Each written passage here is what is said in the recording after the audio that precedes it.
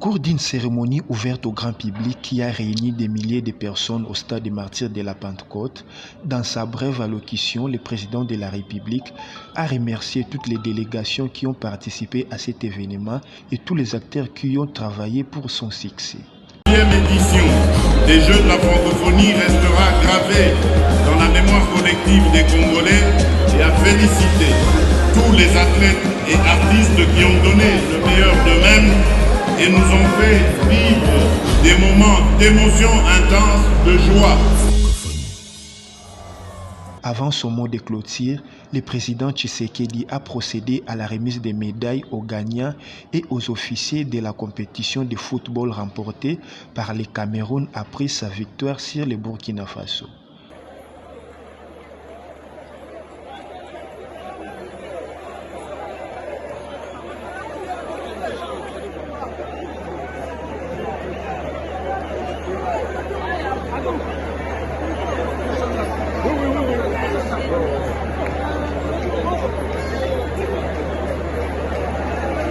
Que le Cameroun qui a battu en finale 2-1 le Burkina Faso et la petite finale a été remportée par le Niger devant le Bénin après un but partout dans les temps réglementaires, 4 tirs contre 3.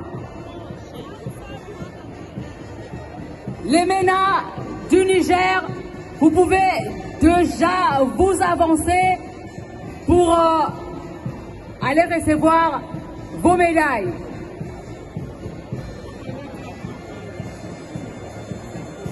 Ces 9e Jeux de la francophonie à la fois culturelle et sportive se sont déroulés sans incendie majeur et ont connu une affluence sans pareil.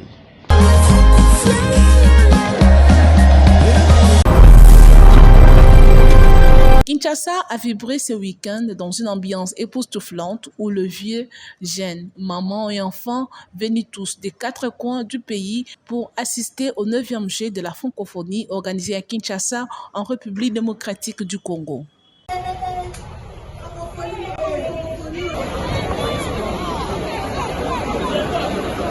Ici, nous sommes au Palais du Peuple où l'artiste musicien du gospel Moïse Mbiye a livré un concert et l'artiste musicien Ferregola pour les contes de nuit de la francophonie.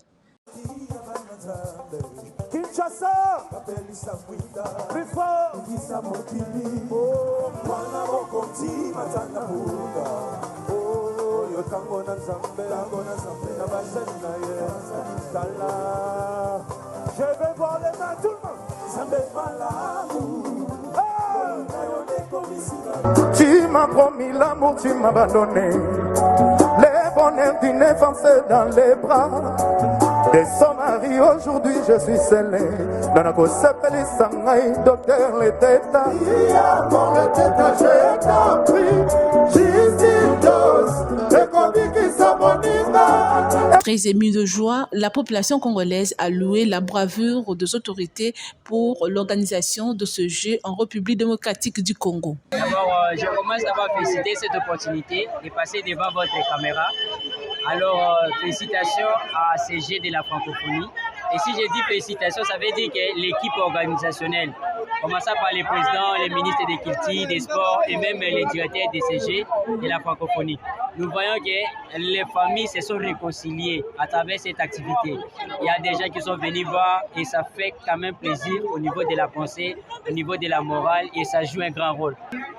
toyokaki ntango akoti alobiki akokomisa kongo ekokoma poto na miniti soki otali nga namemi na bana na bakoko to baza à l'aise tala mbongo na maboko na saki awa te mbongo eza moto ayibi aza te to vraiment c'est fantastique seki ata oyo apromettre biso continue kosala me atombola mpenza liboko aningisa lisu biloko mosusu ya bien ndeti nga na ovote ye donc namoni ata biso bato ya Zaïre tosepelaka ndenge bana na biso baosepela na kati ya Congo te vraiment Fachi merci sala lisusu tomona toza aza vraiment na esengo parce que oyo eza eloko mo esalami eza pena malamu esali bien na mboka na biso notre moi na mboka na biso donc ça est vraiment bien pour la jeune donc équipe génération de nyonso ala satisfait na makambo to. Celle-ci s'attend à ce que les infrastructures construites soient bien entretenues pour permettre à ce que les grandes compétitions se fassent aussi dans ces espaces. Demandons aux jeunes Congolais de pouvoir s'approprier de tout ce qu'on nous a donné comme un cadeau. Vous voyez que c'est au travers de ces jets qu'on a eu à améliorer notre stade Martyr, etc. Même à l'échanger, même ici. Il y a des personnes où ils ont eu à entrer au stade Martyr grâce à ces jets. Nous avons vu la propriété. Pour des chapeaux à ces gens qui sont en train de les faire. Mais ce qui est sûr, il y a un philosophe ou soit une personne de l'auteur qui dit pour parler de développement, c'est un système mental. Ça veut dire que les jeunes Congolais doivent vraiment prendre soin de leur mentalité, à passer sur la propriété, sur garder aussi ces patrimoines, parce que c'est ce qu'on nous a légué. Il faudra les garder, il faudra les mettre à propre, il ne faut pas attendre quelqu'un d'autre pour pouvoir nous dire qu'il faut les ramasser. Non, je voulais vous dire une chose, il y a des gens, à cause de la papier Moussa Wabouaki, qui l'a appris. C'est inné. Alors si on parvient à garder notre esplanade des palais du peuple, stade Martyr, etc., même les changer, d'autres personnes vont l'utiliser d'une manière appropriée aussi. Il se de rappeler que les 10 jours d'activités sportives et culturelles ont permis aux 31 pays et membres de l'Organisation internationale de la francophonie de challenger à Kinshasa, soit du 28 juillet au 6 août 2023. À la clôture de ce jeu, la République démocratique du Congo a obtenu 34 médailles au total. En termes d'ordre d'arrivée sur le podium, les pays organisateurs et participants terminent à la 9e position avec un score de 5 médailles d'or, 11 en argent et 18 en bronze. C'était en présence des rapporteurs Patricia Nseya, les rapporteurs adjoints Paul Moyindo, les questeurs adjoints Sylvie Birabano, ainsi que les membres de la plénière que le premier vice-président de la CENI, Bienvenu Ilanga, a au nom du président de la centrale électorale, Denis Kadima Kazati, présidé la journée d'information de journalistes sur les contentieux de liste des candidatures. Mesdames et messieurs de la presse, vous avez suivi attentivement les exposés de nos experts. Nous osons croire que vous avez reçu là une somme d'informations, vous avez reçu la matière nécessaire qui vous permettra de bien informer la population. Vous le savez comme nous que lors de tous les processus électoraux, en cette période de contentieux électoral, les cours et tribunaux reçoivent des piles et des piles de dossiers à traiter. Et nous avons estimé que cela est dû notamment au fait que les acteurs, les parties prenantes au processus électoral ne s'informent pas suffisamment sur les cadres légaux, sur les dispositions légales en matière de candidature. Et le management de la CENI a jugé bon pour cette fois-ci d'organiser, entre autres, cette activité, l'activité de ce jour, pour solliciter l'accompagnement, la collaboration des organes de presse et des journalistes que vous êtes, dans le souci de la CENI de sensibiliser le plus possible, d'informer le plus possible sur les cadres légaux en matière de candidature. Les rapporteurs de la CENI, Patricia Nseya, a appelé les journalistes à jouer un rôle pour lutter contre la désinformation et les discours de haine dont peuvent faire preuve certains partis et regroupements politiques en cas de rejet des candidatures. La CENI ne cessera jamais de rappeler que les médias jouent un rôle très important pour faciliter l'accès de la population à la bonne information publique. À ce titre, vous êtes appelés à jouer un rôle avant-gardiste afin de relayer le message de la CENI à la population par vos médias interposés.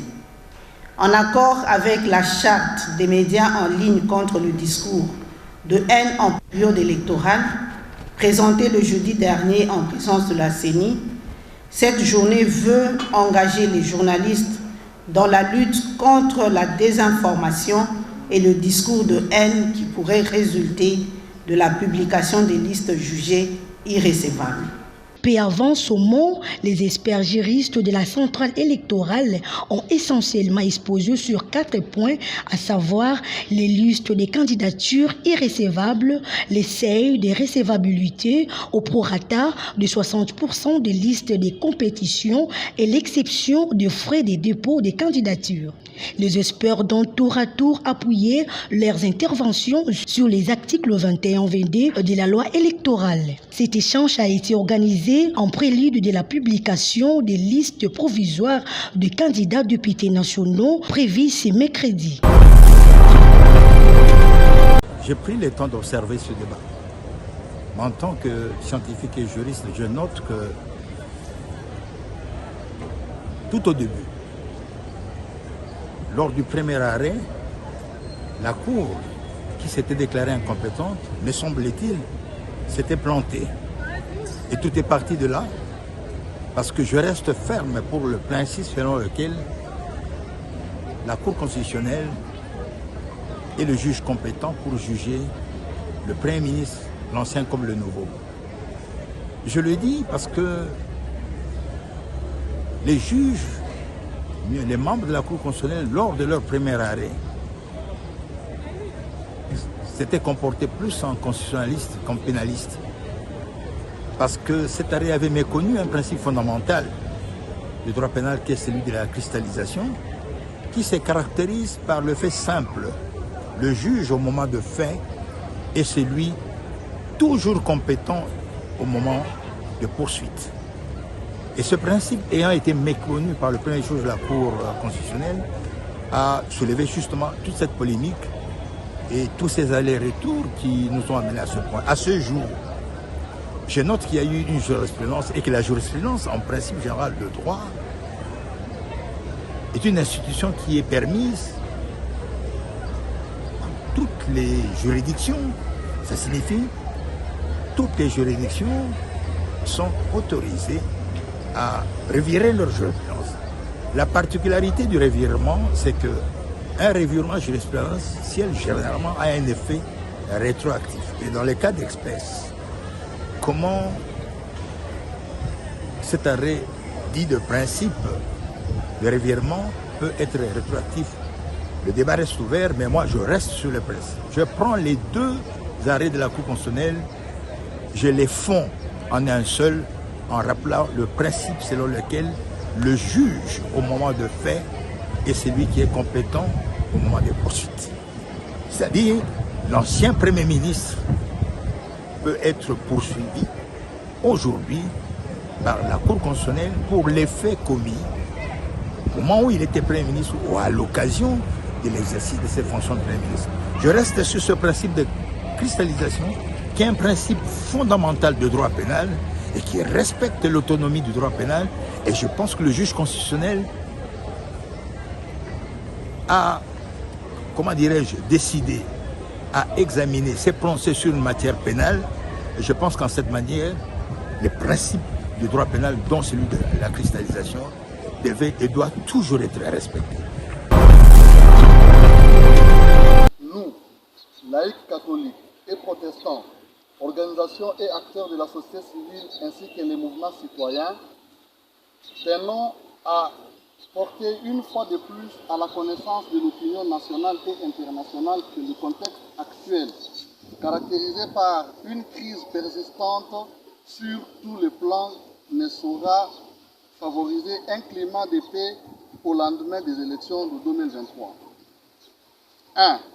Sur le plan sécuritaire, aucune avancée n'est perceptible dans la sécurisation des personnes et de leurs biens.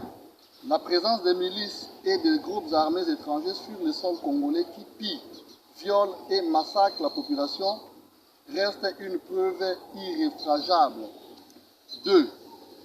En effet, au-delà de la crise sécuritaire toujours sévère et persistante dans la partie est du pays, sévit également la crise alimentaire due à l'effondrement du tissu économique suite à la mauvaise gouvernance, la précarité accentuée par le flambé des prix des biens de première nécessité sur le marché, les taux galopants de la devise étrangère qui augmente le prix du panier de la ménagère, continue à susciter dans le chef du peuple qui vit déjà dans la misère un sentiment de méfiance face au gouvernement. Ces pratiques malsaines astreignent considérablement le respect des droits et libertés fondamentaux et inhibent le rêve de vivre dans un État véritablement de droit.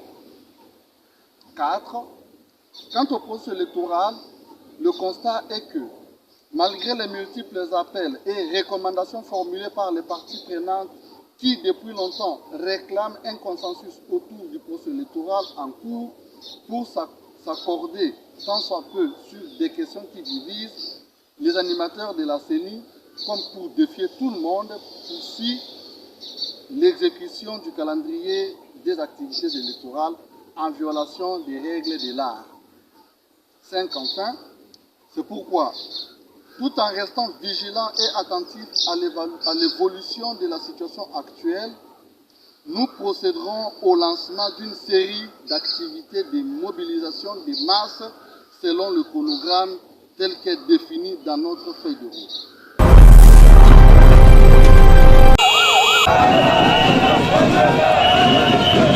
Au cours de cette cérémonie de prise d'armes, les commissaires provinciaux sortants présentent le nouveau commissaire provincial entrant, François Kabea, et ses 3 adjoints. C'est ici l'occasion pour Patrick Abdallah de remettre officiellement l'étendard à la gouverneure de province qui, à son tour, le remet au nouveau venu. Commissaire divisionnaire adjoint Kabea Maposa François, en ma qualité de gouverneur de province de la Tchopo, je vous remets cet étendard, symbole de commandement, vous le défendrez loyalement et valablement jusqu'au sacrifice suprême. À la fin de la cérémonie, un défilé des unités de la police nationale congolaise est organisé. Notez, le nouveau commissaire divisionnaire adjoint François Kabea est secondé par 3 commissaires supérieurs provinciaux, notamment Douabili Crispin, Mbouyi Germain et Guianzé, respectivement en charge de l'administration, de la police judiciaire et des ressources humaines. C'est au terme de l'ordonnance présidentielle du 17 juillet 2023 portant mise en place générale au sein des commandements de la police nationale congolaise. Maître Madeleine Nikomba Sabangu est décidé à aller jusqu'au bout et réaliser toutes ses promesses inspirées de la vision du chef de l'État, Félix-Antoine Tshisekedi Tshilombo, le peuple d'abord, fait à la population tchopolaise. Parmi ces promesses, rétablir le courant électrique dans la ville de Kisangani. La gouverneure de province tient donc à voir les travaux de la remise en état du 3e groupe de la centrale hydroélectrique de la Tchopo se terminer dans le délai. Voilà qui explique cette délocalisation temporaire du lieu de travail de l'autorité provinciale du gouvernorat à la centrale de la Tchopo où s'effectuent les travaux. Maître Madeleine Nikomba Sabangu s'engage donc à veiller au grain et assiste à toutes les étapes du montage du 3e groupe à l'aide des pièces réparées presque neuves. Et c'est l'expertise nationale qui est mise en contribution. Les techniciens de la SNEL venus aussi bien de Kinshasa que du Congo central, secondés par ceux de Kisangani, remontent pièce après pièce toute la structure mécanique du groupe numéro 3 sous l'œil admirateur de l'autorité provinciale. Il faut noter la dextérité des techniciens, aidés en cela par la grue électrique fixe de la SNEL pour déplacer des pièces dont certaines pèsent des tonnes et les poser ou plutôt les disposé à 1/10 de millimètre près sur l'ensemble du groupe, ce qui de temps en temps soulève des acclamations de toute l'assistance. Parmi celles-ci, la plus heureuse, c'est la bourgmestre de la commune Tchopo, Marianne Batamane, dont l'entité accueille pour la journée l'autorité provinciale. Je peux qu'être contente quand on voit que la gouverneure, Maître Madeleine Nikomba Sabangu, que j'aime bien appeler MNS, elle a fait les déplacements de son bureau pour venir assister personnellement au montage du groupe numéro 3. Ils peuvent toujours faire des suivis et je pense qu'elle est l'exemple que nous apprenons toujours. À noter que le lancement du groupe numéro 3 de la centrale de la Tchopo, après sa remise en fonction, devra intervenir sauf imprévu dans les tout prochains jours. Le secteur opérationnel Soukola 2 vient d'acquérir 2 camions-citernes de 20 mètres cubes chacun. Cette acquisition émanant du gouvernement central de la RDC a été remise au commandant Soukola 2, le général-major Clément Bitangalo, par le gouverneur du Nord Kivu, le lieutenant-général Constantin Makongba, ce samedi 5 août 2023 au gouvernorat des provinces. C'est un ouf de soulagement pour les militaires FARDC se trouvant sur différentes lignes de front car ils seront facilement ravitaillés en eau potable, dixit Constantin Makongba qui plaide aussi pour l'acquisition d'autres engins analogues. Nous avons fait ce rapport au vice-premier ministre et ministre de la Défense et aux anciens combattants qui a acquis ces 2 véhicules que vous voyez. En tout cas, c'est un ouf de soulagement pour nous en opération parce que nous en avons 2 comme ça, tout neufs, de 20 mètres cubes chacun. Nous avons encore un autre que nous allons ajouter. Le grand plaidoyer reste aussi celui du Grand Nord là-bas, c'est-à-dire Beni, Butembo et vers Cassini là-bas pour ravitailler les militaires qui sont dans ce secteur. Vous savez, sur nos terrains ici, nous avons un problème très sérieux en eau potable, eau des boissons et pourquoi pas pour d'autres usages.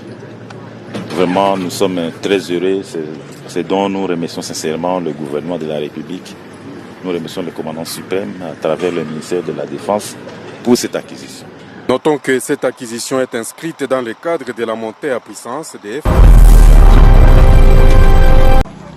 Les travaux de la route Sekomaf, précisément au village Manzanza, dans la commune de Lantile, vont bon train, selon les ingénieurs trouvés sur place. En tout cas, Moussa les gens qui bien. Nous savons les gens qui sont rapides, donc ils ont déjà commis presque tout près de comme à peine à 15 km. Nous avons déjà plus que peut-être 11 km déjà commis, mais nous savons les ça très bien. En tout cas, tout ça bien. Ma communion se passé bien pour la Moussala. Du côté des habitants, la joie est totale. Ils remercient le président de la République.